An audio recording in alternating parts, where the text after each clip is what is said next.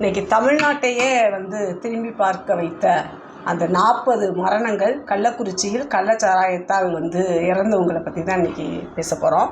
இதை பற்றி நம்மளோட அரசியல் தலைவர்கள் என்ன மாதிரி கருத்துக்களை சொல்லியிருக்காங்க, அங்கே உள்ள மக்கள் என்ன கருத்துக்களை சொல்கிறாங்க, ஆளும் தரப்பு அரசியல் கட்சி திமுக என்ன சொல்கிறாங்க அப்படிங்கிறத பற்றி தான் இன்றைக்கி நம்ம பார்க்கலான்னு இருக்கோம்.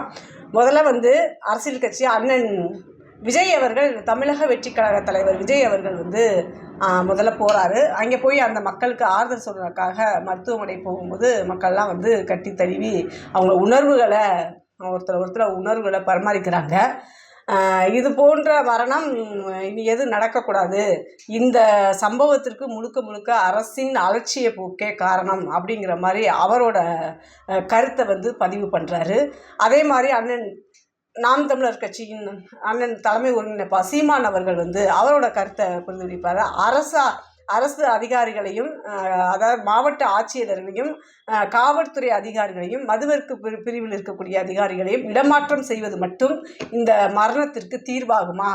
இதற்கு முழுமையான தீர்வு, முடிவு இதுக்கு என்ன இருக்குது? இதுக்கு அரசு இதோட தோல்வியை இதை ஒத்துக்கிறணும். 3 வருஷத்தோட சாதனை இந்த 40 பேர் கொண்டதா அப்படிங்கிற கேள்வியை எழுப்பி இது அரசோட இயலாமையும் ஆளுமையற்ற அரசின் தன்மையை காட்டுகிறது அப்படின்னு அவர் சொல்லியிருக்காரு. அதே மாதிரி அண்ணன் பாஜக தலைவர் அண்ணன் அண்ணாமலை அவர்கள் சொல்லியிருக்காங்க, இப்போ ஒரு யூடியூப்பில் விமர்சனம் பண்ணுறதுக்கும் பேசுகிறதுக்கும் பைக்கு ஓட்டுறதுக்கும் குண்டாஸ் போடக்கூடிய இந்த அரசு ஏன் இந்த கள்ளச்சாராயம் காய்ச்சுறவங்களுக்கு அந்த மாதிரி குண்டாஸ் நடவடிக்கை எடுக்கலை? அரசே இதுக்கு துணை போகுதா? இதுக்கு முழுக்க அரசே காரணம் அப்படிங்கிற கருத்தையும் அவர் முன் வச்சிருக்காரு.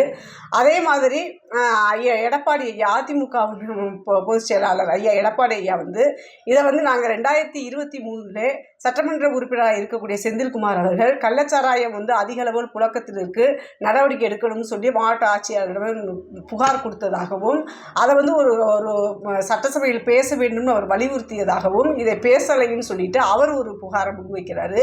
இது முழுக்க விடியாத அரசின் சாதனை அப்படின்னு சொல்லி சட்டசபையில் பேசி இன்றைக்கி அவங்க வலுக்கட்டாயமாக வெளியேற்றப்பட்டிருக்காங்க. இப்படி அரசியல் தலைவர்களோட கருத்துக்கள் இப்படி இருக்கும் பட்சத்தில் இது எல்லாமே அரசியல் சூழ்ச்சிக்காக செய்யப்படுது அப்படின்னு திமுக அரசு சார்பில் சொல்லப்பட்டாலும் மக்களோட கருத்து எப்படி இருக்குன்னு நம்ம போய் பார்ப்போம். மக்களுக்கு ஒரு தேவை இல்லை, அவ்வளோ நலன் சார்ந்த பிரச்சனைகள் மட்டும்தானே. இப்போ மக்கள் அங்கே உள்ளவங்க என்ன சொல்கிறாங்கன்னா, கள்ளச்சாராயம் சார்பாக நாங்கள் போய் காவல்துறையில் நாங்கள் பதிவு பண்ணும்போது, அதாவது காவல்துறை போய் நாங்கள் புகார் கொடுக்கும்போது அந்த புகாரை ஏற்றுக்கொள்வதில்லை. அப்படி ஓரளவுக்கு பிரச்சனை அதிகமாகும் பட்சத்தில் அப்படியே புகாரை ஏற்றுக்கொண்டாலும் ஒரு 2-3 நாள் கூட்டிகிட்டு போயிட்டு ஒரு ஃபார்மாலிட்டிக்காக அப்படி பண்ணிட்டு திரும்ப 2-3 நாளே இவங்க வெளியில் வந்துடுறாங்க. இந்த கஷ்டம் நாங்கள் வெகு நாட்களாகவே இங்கே நாங்கள் அனுபவிச்சுட்டு தான் இருக்கோம். ஒரு பாதுகாப்பற்ற சூழலில் நாங்கள் வாழ்ந்துக்கிட்டு இருக்கோம்.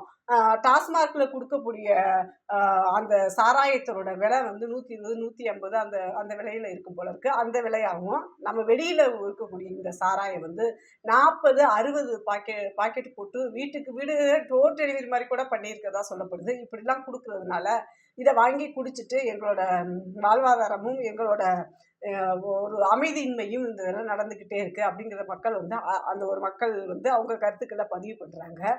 இது போக சாராயம் விற்பவர்களிடம் போய் காவல்துறையில் போய் புகார் கொடுக்குறாங்க. புகார் கொடுக்கும் பட்சத்தில் அவங்க நடவடிக்கை எடுக்காத போது விற்பனை செய்பவர்களிடமே போய் நேரடியாக இந்த மக்கள் போய் பேசியதாகவும், அவங்க வீட்டில் மிரட்டுறதாகவும், அதிகார பணத்தினாலையும் பணப்பலத்தினாலையும் இந்த மக்களை ஒடுக்குவதாகவும் அந்த மக்கள் கருத்து சொல்கிறாங்க.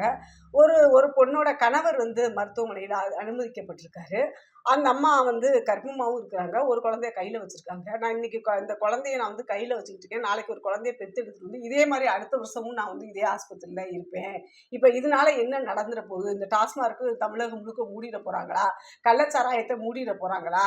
எதுவுமே நடக்காது. இன்னும் 1 மாதம் கழிச்சு திரும்ப இங்கே போனவங்கலாம் வெளியில் வந்துடுவாங்க. இதே தான் நாங்கள் பார்த்து பழகிட்டோம். இதுக்கு ஒரு முழுமையான தீர்வே கிடைக்குதில்ல.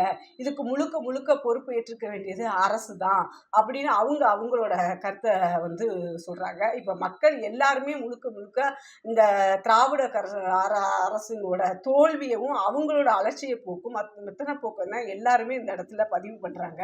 அவங்க சார்பில் அரசு சார்பில் என்ன சொல்றது, எதிர்க்கட்சியோட சூழ்ச்சி அப்படி இப்படின்னு ஒரு தவறான இதை வந்து நம்மக்கிட்ட கூறிட்டு இருக்காங்க. இது முழுக்க முழுக்க அரசோட மெத்தன போக்கும் அலட்சியம் தான் காரணம் என்பது உறுதியாக வந்து நம்ம சொல்லப்படுது. இப்போ இந்த கள்ளச்சாராயம் அதிக அளவு புழக்கத்தில் நல்ல நான் அரசு அனுமதியோடு விற்கக்கூடிய சாராயம் இருக்கும் பட்சத்தில் கள்ளச்சாராயம் அதிகப்படியாக அரசு அனுமதியோடு சாராயம் எப்பொழுது விற்கப்பட்டது, எதற்காக விற்கப்பட்டது, இதற்கான மூல காரணம் என்ன நம்ம அப்படின்னு பார்த்தோம்னா, முதல்ல வந்து எல்லாருமே நம்ம வந்து பதனி கல் இந்த மாதிரி ஒரு பானம் அருந்திக்கிட்டு இருந்ததுதான். கல்லை குடிச்சது 40 பேர் 50 பேர் ஒரு ஊரே இறந்ததா எந்த வரலாறுமே கிடையாது. அதில் சிறிதளவு ஆல்கஹால் இருக்கும், அதை குடிப்பாங்க. அது தனிப்பட்ட முறையில் கல்லை குடிக்கும்போது அது மருந்தாக தான் பயன்பட்டு இருக்கு.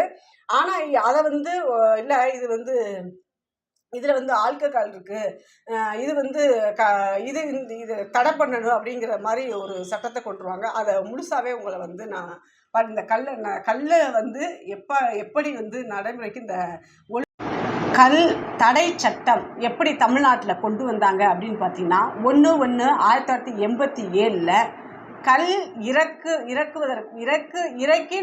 நம்ம குடிச்சுக்கிறதுக்கு எந்த விதமான தடையும் இல்லை. ஆனால் நான் இறக்கி அந்த கல்லை உங்கள்கிட்ட விற்பனைக்கு கொடுக்கக்கூடாது.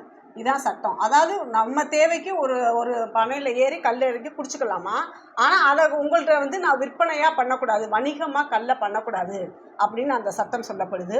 ஒரு பனை வந்து ஒரு தொழிற்சாலைக்கு சமம். அது பெருமளவில் வந்து கல் உற்பத்தி செஞ்சு அது வந்து அதில் வந்து தடுக்க முடியலை. அதில் அந்த கல்லில் வந்து குளோரல் ஹைட்ரேட் அப்படிங்கிற ஒன்று கலக்கப்பட்டு அது வந்து ஒரு பாதிப்பை ஏற்படுத்துச்சு. அதை வந்து அரசுனால தடுக்க முடியலை அப்படிங்கிறக்காக கல் தடை சட்டம் கொண்டு வர்றதா சொல்லப்படுது. இதில் வந்துட்டு அந்த கல்லில் வந்து குறைவான போதை இருக்கிறதுனால தான் இதை கலந்துருக்காங்க. அப்போ போதை அதிகமாக வேணுங்கிறதுக்காக வெளிநாடுகளில் இருந்து சாராயத்தை வந்து இறக்குமதி பண்ணி அதை வந்து அரசே எடுத்து நடத்துகிற ஒரு நோக்கத்தில் அந்த கல்லை வந்து தடை செஞ்சுருக்காங்க. இப்படிப்பட்ட சூழ்நிலையில் அதான் கல் வந்து நம்ம தடை செய்யப்பட்டிருக்கு. இந்த கல்லுனால இறந்தவர்கள் அப்படின்னு நம்ம பார்க்கும்போது அப்படி ஒரு இறப்பு இருந்ததா எனக்கு தெரியல. உங்களுக்கு எது இருந்துச்சுன்னா நீங்கள் வந்து உங்களோட கமெண்ட் அந்த கருத்தில் பதிவு பண்ணுங்க. இதே மாதிரி கல்கடைக்கு வந்து திட்டமிட்டு தான் இது வந்து செய்யப்பட்டது அப்படிங்கிற மாதிரி இப்போ உள்ள சூழ்நிலை நம்ம பார்க்கும்போது அரசியல் நோக்கத்துக்காக செய்யப்பட்டு திரும்ப அரசே தொழிற்சாலைகளை நம்ம கண்ணு முன்னாடியே இன்னைக்கு கட்டி பெரிய பெரிய தொழிற்சாலை மது ஆலைகள் வந்து கட்டி இன்னைக்கு சாராயம் வந்து விற்பனை பண்ணிக்கிட்டு இருக்கு. நம்ம சாராயம் விற்று அதாவது கொஞ்சம் கொஞ்சமாக கொண்டு ஒரு அரசாங்கம் மக்களுக்கு வந்து நாங்கள் நல்லாட்சி நடத்திடுவோம் அப்படிங்கிறது எப்படி நீங்கள் பார்க்குறீங்கிறத உங்கள் கருத்தை வந்து பதிவிடணும். என்னோட சேனலை வந்து நீங்கள் சப்ஸ்கிரைப் பண்ணி லைக் பண்ணி உங்கள் கருத்துக்கள் வந்து நான் எதிர்பார்க்குறேன். அதை நீங்கள் பதிவு பண்ணணும். நன்றி.